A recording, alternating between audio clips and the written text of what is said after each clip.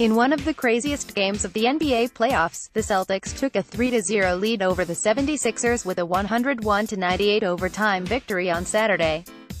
Game 3 became an instant classic that had everything an NBA fan could ask for: a buzzer-beater, overtime, and a more poised team overcoming the mistakes of a young one.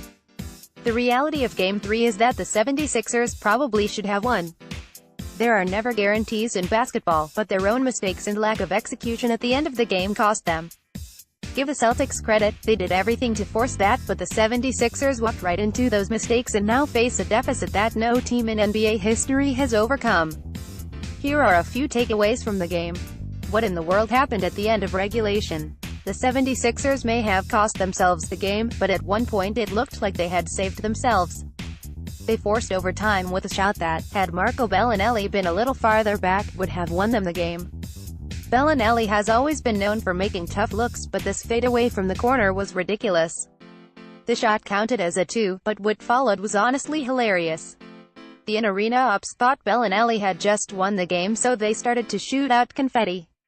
Except he hadn't. So they had to clean up all the confetti off the floor, but this didn't stop the confetti that was still floating down from the ceiling. Overtime was delayed a bit while they cleaned the floor, and the culprit for all of this was wearing a t-shirt that only made it funnier. This raises an important question. If the 76ers had won, would they have had any confetti to shoot out? Turnovers cost the 76ers. The 76ers are a young team, which historically can be prone to certain kinds of mistakes, especially against a team like the Celtics, who are so incredible at executing down the stretch. Philadelphia had a lot of execution problems, but nothing was as costly as their turnovers. Consider the end of regulation. The game was tied and Philadelphia had the ball. They win with a basket here, but if they miss then they're probably going to overtime anyway. It's really a no-lose situation. However, what followed was an incredible miscommunication that put an obscene amount of pressure on themselves. This miscue appears to come on the part of Simmons. Not only is he not even looking for the ball when Redick tries to give it back to him, but he barrels into Joel Embiid while trying to run around the screen attempt. The Celtics take the ball back up the court to give themselves the lead.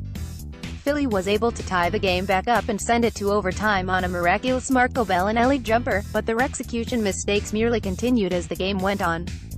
Up by a point in the extra frame, the 76ers were once again in control of the game. They ran the clock down and posted up Joel Embiid. He was stonewalled, but Simmons was able to pull down the rebound.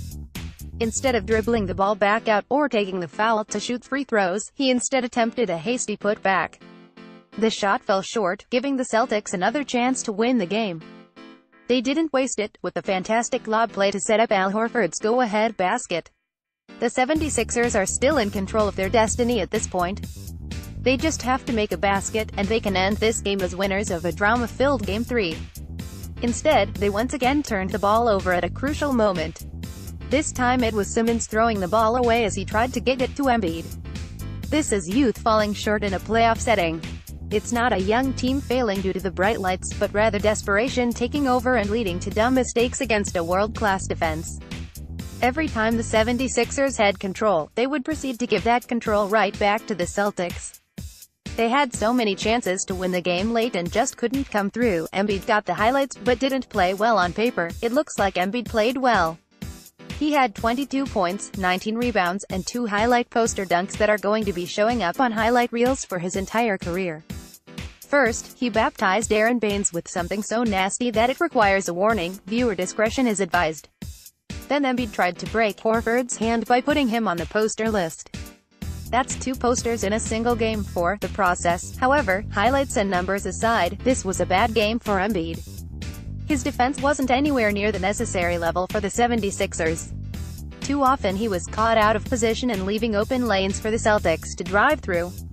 More than once Terry Rozier, or even Baines, found themselves with nothing but paint on the way to the rim. On the eventual game winner, Embiid left Horford on a switch so he could guard Brown on the perimeter. This set up the lob play for Horford with Embiid nowhere near the basket. At every turn this series, Horford has outplayed Embiid and it's just been a matchup nightmare for him. Even Saturday, with his 22 points, it took 26 shots to get there. He was an efficiency nightmare. The 76ers' late-game execution failings had a lot to do with Philadelphia's inability to go to Embiid in the post. Horford and Baines played him tight and Embiid would force up bad looks in response. This inefficient basketball was exactly what Boston wanted to see from Embiid. More than once, Embiid would post up and then force a one-footed fadeaway as the shot clock went off because he held the ball too long. Give credit to the Celtics defense, and their big men, because they're the ones forcing this inefficiency out of him. They give Embiid as many highlights as he wants if he continues to shoot like this.